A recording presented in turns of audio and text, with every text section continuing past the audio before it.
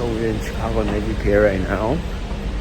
I'm about to go hop into the car and do a little start. It shouldn't be a cold start, but just so you guys wondering how it sound like with like a mbrp muffler delete and the K&N cold air intake that I have in there, how does it sound?